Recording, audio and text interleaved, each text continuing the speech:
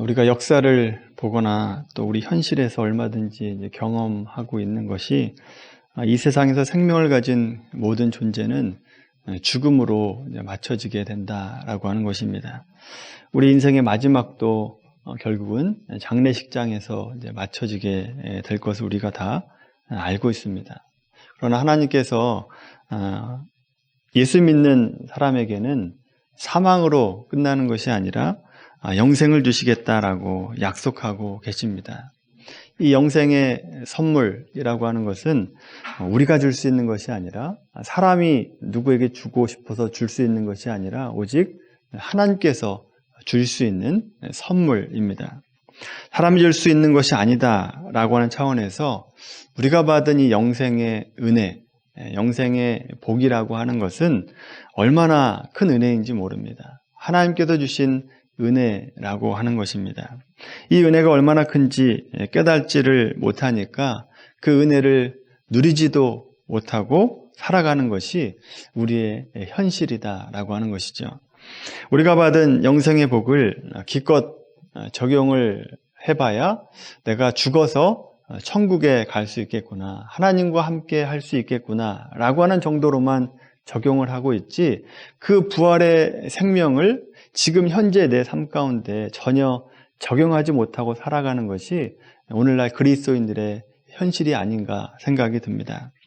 이 부활 생명을 가진 자로서 우리가 이 땅에서 누려야 될 은혜와 기쁨과 축복을 누리지 못하고 있다라고 하는 것이죠. 오늘 우리가 읽었던 로마서 8장 1절과 2절 말씀을 보시면 여기서 말씀하시는 것이 부활 사건이 가지는 우리에게 주신 은혜가 무엇인가 라고 하는 것을 분명하게 말해주고 있습니다. 만약 우리가 죄가 있다, 죄가 없다 라고 한다면 정죄함을 당하지 않고 사망에 이르지 않을 것입니다. 그런데 우리는 죄인입니다. 여기 있는 모든 분들 가운데 죄인이 아닌 사람이 없다라고 하는 거죠. 아담의 후손 모두는 원죄를 가지고 있기 때문에 죄인일 뿐만 아니라 우리 수시로 우리는 죄를 져서 얼마나 큰 죄인인지 모릅니다. 그런데 오늘 1절과 2절 보시면 그리스도 예수 안에 있는 자에게는 결코 정죄함이 없다라고 말씀하고 있습니다. 그 죄와 사망의 법에서 우리를 구원하는 것이 무엇이냐? 그리스도 예수 안에 있는 생명의 성령의 법이다라고 말씀하고 있습니다. 자, 그렇다면 생명의 성령의 법이 무엇인지를 알아야 됩니다. 그래야 우리가 누리는 복이 무엇인지를 제대로 알 수가 있게 됩니다. 이 생명의 성령의 법이라고 하는 것은 율법과 반대되는 개념입니다.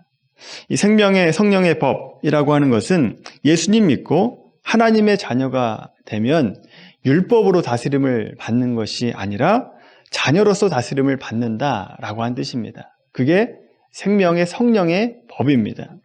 법을 어기면 범법자가 되고 또 죄인이 됩니다. 죄인이 죄값을 치러야 되는데 성경에서는 죄값이 사망이다, 죽음으로 갚아야 된다라고 말씀하고 있습니다. 우리가 죽으면 끝 아닙니까? 근데 죽음을 통해서 죄를 갚아야 된다라고 말씀하고 있죠. 그런데 1절 말씀에서처럼 그리스도 예수 안에 있는 자에게는 결코 정죄함이 없다, 정죄되지 않는다라고 말하고 있습니다. 죄를 짓지 않아서가 아닙니다. 예수님 믿은 이후에도 여전히 우리는 죄를 짓고 살아가게 되죠.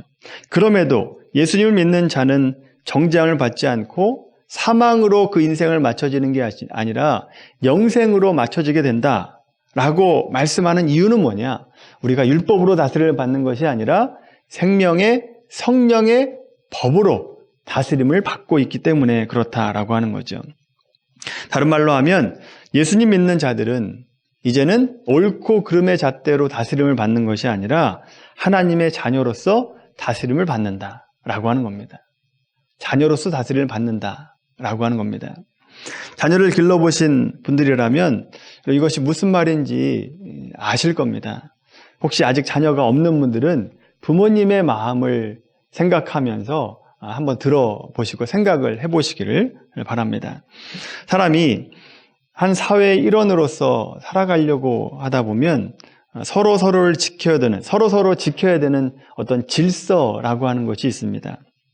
왜냐하면 사람은 질서가 없으면 이기적으로 행동하고 자기만 생각하면서 어떠한 범죄도 저지르는 그런 존재이기 때문에 그렇습니다. 그래서 질서가 있어야 된다라고 하는 거죠. 그래서 어떤 명문화된 질서이든지 아니면 묵시적인 질서이든지 그 질서를 가지고 한 사회를 살아나가야 되는 존재입니다. 예를 들어서 예전에 시골에 가면 모든 분들이 같은 성취를 사는 그런 마을이 있지 않습니까? 그거를 이제 시족사회라고 얘기하는데 그 마을에서는 친척이고 먼 친척이고 모든 사람이 어떻게 보면 가족이기 때문에 어떤 명문화된 법이 없어도 예의와 도덕만으로도 그 사회는 죄가 없는 서로를 잘 지켜주고 또 아무런 범죄가 일어나지 않는 그런 마을이 될 수가 있습니다. 어른을 공경하고 부모님께 효도하고 또 친구 사이를 사이좋게 지내고 서로를 돕는 것이 생활화되어 있기 때문에 어떤 명시적인 법이 아니더라도 윤리와 도덕만으로도 그 사회가 잘 굴러가게 되는 것을 이제 보게 되죠. 그런데 여러분, 지금 우리가 살고 있는 곳, 여러분이 살고 있는 것은 윤리와 도덕만으로 살아갈 수가 없습니다. 우리 옆집에 사는 사람이 누구인지 모를 때도 참 많죠. 그래서 윤리 도덕으로는 가능하지 않고 법이 있어야 됩니다. 이 법이라고 하는 것은 최소한 이것만은 지키자라고 하는 겁니다. 그래서 만약에 이 법을 어기게 되면 범죄자가 되는 것이고 감옥에 가게 되는 거죠. 자, 이렇게 더 큰 공동체 속에 살아가려면 윤리도덕이 아니라 법으로만 살아갈 수 있게 되는 거죠. 자, 그렇다면 생각을 한번 해보십시오. 윤리도덕으로 다스림을 받는 사회하고 법으로 다스림을 받는 사회 가운데 어느 사회가 더 성숙한 사회입니까? 어느 사회가 더 고급한 사회입니까? 윤리, 도덕으로 다스림을 받는 것이 훨씬 더 고급한 사회이고 또 인격이 뛰어난 사람들의 삶이다라고 얘기할 수 있습니다. 법이라고 하는 것은 강제성이 있습니다. 안 지키면 벌을 받습니다. 그런데 윤리도덕은 강제성이 없지만 자발적으로 지키게 되는 거죠. 서로에게 대한 예의를 지키고 또 서로를 생각을 하면서 서로를 위해주는 사회를 살아가고 있기 때문에 예의와 도덕으로 유지되는 사회가 훨씬 더 성숙한 사회다라고 얘기할 수 있습니다. 자, 이것과 또 하나 비교를 해야 될 것이 있는데 그것이 바로 부모, 자녀와의 관계입니다. 법의 관계가 아니라 윤리, 도덕의 관계가 아니라 부모, 자녀의 관계라고 하는 거죠. 자녀를 법으로 다스리는 부모는 없습니다. 그것보다 더 큰 사랑으로 묶여 있는 거죠. 윤리, 도덕으로 다스리지 않습니다. 사랑으로 묶여 있는 것이 부모, 자녀의 관계라고 하는 거죠. 그래서 사랑으로 묶여 있는 이 관계는 다른 그 어떤 것보다 훨씬 더 많은 사랑과 정성을 쏟아붓게 되어 있습니다. 그렇게 사랑을 쏟았지만 부모님의 목표에 이르지 못한다 할지라도 어떤 다그치는, 혼내는 모습은 있을지라도 어떤 관계를 끊겠다. 너는 나를 이제 모른다라고 하라. 호적에 파내겠다. 이런 얘기는 하지 않는다라고 하는 거죠. 여러분, 자식 중에 못난 자식이 있으면 오히려 더 걱정을 하고 안타까워하는 것이 부모님의 마음 아닙니까? 그래서 부모 자식 간의 관계라고 하는 것은 벌을 내리는 관계가 아니라 어떤 질서를 유지하기 위해서 관계를 맺는 것이 아니라 사랑의 관계로 묶여 있는 것입니다. 오히려 못난 자식은 오히려 더 신경을 더 써주고 보호하려고 하는 것이 부모님의 마음이다라고 하는 거죠. 그래서 제가 어릴 때 사랑을 많이 받았습니다. 공부도 잘 못했고 또 그냥 천진난만하게 살아서 그냥 할 수 없는 것이 너무나 많기 때문에 또 막내이고 그러다 보니까 사랑을 많이 받았습니다. 제가 잘해서가 아니라 못해서 사랑을 많이 받았다라고 하는 거죠. 자, 이렇게 사랑을 베풀어주는 부모님이지만 정말 속상할 땐 뭐라고 얘기합니까? 부모님이 정말 속상할 때 가장 마지막에 하는 말, 그게 뭡니까? 나는 이제 너 모르겠다. 네가 네 인생 살아라 라고 하는 겁니다. 이 말은 무슨 말이냐? 이제는 부모 자식 간의 관계, 사랑의 관계를 끊고 너를 윤리, 도덕의 관계로 내몰겠다. 법의 세계로 내가 너를 내보내겠다라고 한 뜻입니다. 내가 하는 일은 이제 네가 직접 책임지고 살아라 라고 한 뜻이 되는 거죠. 그런데 여러분, 이런 말은 정말 답답해서 하는 말이지 정말 그렇게 내놓는 부모는 없습니다. 자, 그러니까 부모 자녀 관계라고 하는 것은 도덕과 법의 관계보다, 그리고 훨씬 더 높은 관계를 성숙한 관계 위에 맺어지는 관계라고 하는 것을 우리가 알 수가 있게 되죠. 여러분, 이 말을 왜 하느냐 하면 예수님을 믿는 우리는 하나님과 율법의 관계로 맺어져 있는 것이 아닙니다. 그리고 윤리 도덕의 관계로도 맺어 있는 관계가 아니라 무슨 관계입니까? 부모와 자녀의 관계로 우리가 하나님과 맺어져 있다라고 하는 것을 말씀드리기 위해서입니다. 하나님께서는 예수님을 이 땅에 보내셔서 우리 죄를 위해서 십자가에 예수님을 죽이시고 부활하게 하셔서 그 부활하신 예수님을 믿는 모든 자들은 나와 하나님과 자녀의 관계로 맺어주겠다라고 말씀하고 있습니다. 법 아래 살고 있어서 죄를 지으면 정죄당해서 죽을 수밖에 없는 우리였는데 이제는 법의 관계가 아니라 하나님과 자녀의 관계로 우리가 맺을 수 있게 되었다라고 하는 겁니다. 그 관계로 부르시고 있다라고 하는 거죠. 여러분, 우리가 그래서 십자가에 받은 은혜, 십자가를 통해서 받은 은혜가 바로 입니다. 법의 관계가 아니라 이제 하나님과 부모 자녀의 관계로 맺을 수 있구나라고 하는 것이 우리가 얻을 수 있는 가장 큰 복입니다. 예수 믿어서 가장 큰 복이 바로 이것이다라고 하는 거죠. 자, 오늘 본문을 다시 한번 보시면, 그러므로 그리스도 예수 안에 있는 자에게는 결코 정죄함이 없나니 라고 말씀하고 있습니다. 왜 정죄함이 없는가? 잘못한 것이 없다, 잘못해도 괜찮다, 책임이 없다 라고 한 뜻이 아니라 하나님을 아버지로 모시는 사람은 이제 잘잘못을 근거로 해서 정죄받는 것이 아니라 하나님과 사랑의 관계 속에 있다라고 하는 것 때문에 정죄함을 받지 않게 되는 것입니다. 이것이 얼마나 큰 은혜입니까? 우리가 정죄함을 받지 않는다, 사망으로 결과되지 않는다라고 하는 것이 우리가 누리는 가장 큰 복이다라고 하는 겁니다. 하나님의 선물이죠. 하나님께서 우리를 대하실 때 율법으로 대하는 것이 아니라 자녀로 대하시기 때문에 나의 부족함과 나의 연약함이 있음에도 불구하고 내 편을 들어주십니다. 나를 버리지 않고 나를 사랑하시고 끝까지 나를 붙들고 계신다라고 하는 거죠. 그 은혜와 사랑을 받고 살아가는 것이 그리스도를 믿는 우리의 삶인 것이죠. 자, 그렇다면 한 걸음 더 나아가서 예수님을 통해서 구원을 우리에게 주시고 부활 생명을 주신 이유가 뭐겠습니까? 우리가 왜 하나님과 자녀 관계로 묶여 있습니까? 왜? 뭐 때문에 우리를 자녀로 불러주셨는가라고 하는 겁니다. 아버지 되신 하나님께서 나를 부르셔서 무엇을 원하시는지 여러분 생각을 해보셨습니까? 하나님 나에게 뭘 원하시는가? 여러분에게 뭘 원하시는가 혹시 생각해 보셨습니까? 하나님은 우리에게 쓸모 있으라고 부르시지 않았습니다. 나에게 좀 도움을 달라라고 하는 차원에서 부르시지 않았다라고 하는 거죠. 네가 좀 성공해서 나를 좀 도와줘라 라고 부르시지 않았다라고 하는 겁니다. 하나님께서 원하시는 것이 뭐냐? 여러분 자체를 원하십니다. 여러분 자체가 하나님의 목적이다라고 하는 거죠. 우리 자체가 구원의 목적이고 사랑의 목적이고 하나님의 열심의 목적이다라고 하는 겁니다.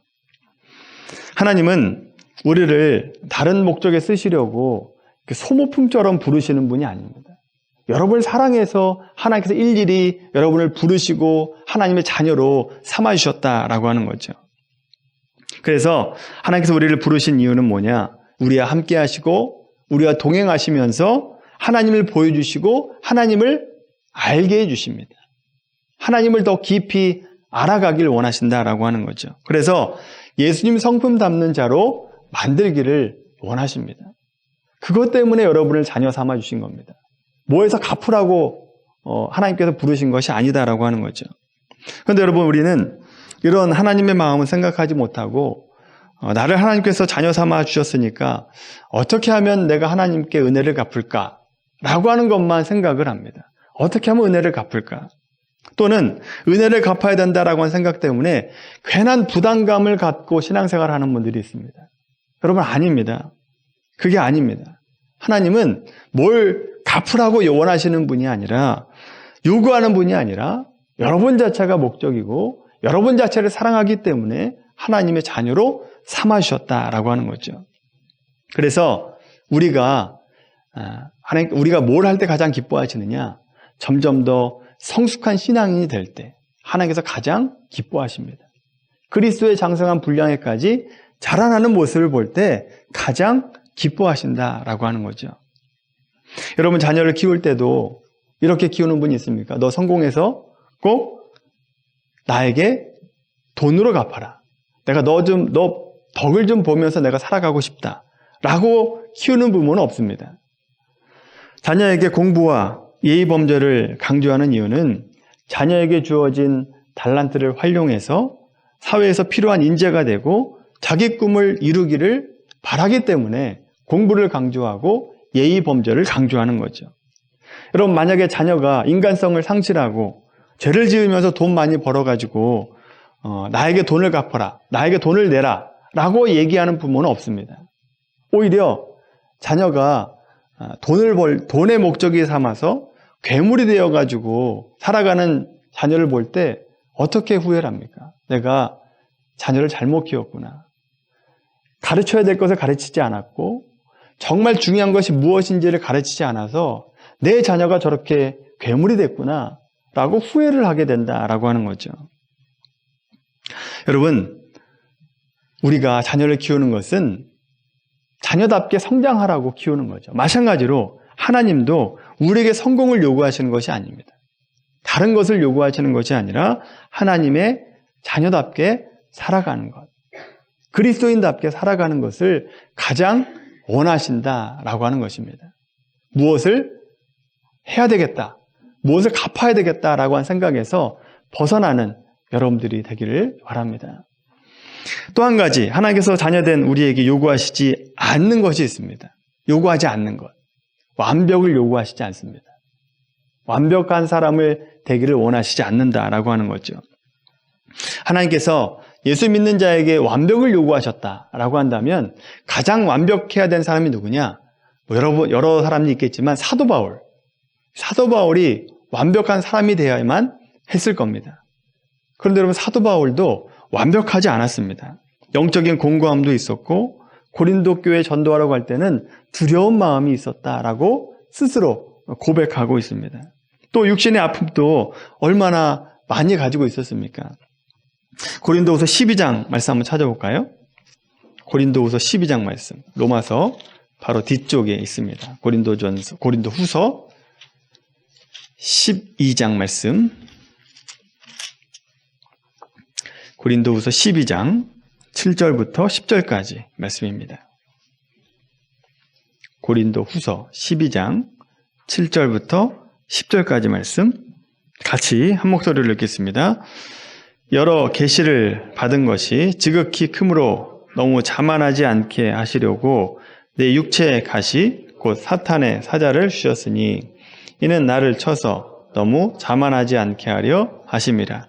이것이 내게서 떠나가게 하기 위하여 내가 3번 주께 간구하였더니 나에게 이르시기를 내 은혜가 내게 족하도다. 이는 내 능력이 약한 데서 온전하여 짐이라 하신지라.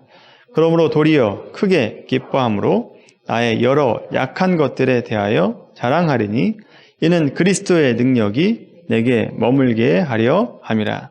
그러므로 내가 그리스도를 위하여 약한 것들과 능력과 궁핍과 박해와 공고를 기뻐하노니 이는 내가 약한 그때에 강함이라. 아멘. 사도 바울이 고백하기를 자기 몸에 약한 것이 있었는데 그 약한 것이 하나님께서 나에게 들어오시는 문이었다라고 고백을 하고 있습니다. 결국 우리의 약함으로 우리가 하나님을 더욱더 의지하게 되고 하나님의 뜻을 알아가는 기회가 됐다라고 하는 거죠. 여기서 약함이라고 하는 것은 육신의 약함, 영적인 약함, 또 사회 경제적인 약함, 어떤 모든 약함을 다 포함하고 있는 겁니다. 그래서 우리에게 하나님께서 완벽한 사람이 되기를 원하시지도 않고 그렇게 만드시지도 않습니다. 우리가 그 약함을 통해서 하나님을 더욱더 알아가기 때문에 그렇다라고 하는 거죠. 하나님께서 우리에게 완벽을 요구하시지 않는다라고 하는 것을 모르는 신자들은 언제나 이 자기 약함으로 인해서 자책하는 신앙이 됩니다. 스스로 자책하는 신앙이 된다라고 하는 거죠. 우리 신자들의 생활 속에서 내가 좀 더 쓸모있는 신앙이 되지 못하는 것에 대한 자책, 그 자책을 하면서 신앙생활을 하게 된다라고 하는 거죠. 여러분, 이 자책은 자책으로만 끝나지 않습니다. 이 자책이 어디로 끌고 가느냐? 자책하는 사람들은 반드시 법으로 끌고 갑니다. 율법으로 다시 끌고 간다라고 하는 거죠. 다시 율법으로 매이게 됩니다. 내가 못나서 하나님께 뭘 하지도 못해서 너무나 내가 죄스럽다, 너무나 죄인이다 라고 하면서 스스로 정죄에 빠지게 된다라고 하는 거죠. 여러분, 그렇지 않습니다. 하나님은 우리 있는 그대로를 사랑하시는 분이십니다. 우리가 아무리 못나도 부모 자녀 관계를 끊지 않는 것처럼 우리가 아무리 못나고 지질의 웅상을 떨어도 하나님은 우리를 자녀 삼은 것에서 끊지 않으신다라고 하는 거죠. 이 말이 로마서 8장 35절에 나옵니다. 누가 우리를 그리스도의 사랑에서 끊으리요? 환난이나 공고나 박해나 기근이나 적신이나 위험이나 그 어떤 것이더라도 하나님과 우리의 관계를 끊을 수 없다라고 얘기하는 것이 로마서 8장 35절 이하에 나와 있습니다. 하나님의 사랑에서 끊을 수 없는 이유가 무엇이냐? 우리는 하나님과 부모 자녀 관계로 맺어져 있기 때문에 그렇습니다. 법의 관계가 아닙니다. 윤리 도덕의 관계가 아니다라고 하는 거죠. 법으로 따질 수 없는, 법으로 흉낼 수 없는 관계 속에 있다라고 하는 거죠. 내가 부족하지만 하나님의 관계는 끊어지지 않음을 알고 우리가 해야 될 것은 뭐냐? 나의 부족함을 알고 나의 연약함을 알고 하나님께 더 오랫동안 머무는 겁니다. 하나님 앞에 더욱더 머물고 있는 것, 그것이 연약한 사람들이 해야 될 일이다라고 하는 거죠. 하나님은 상한 심령으로 오는 사람들을 더 기뻐하십니다.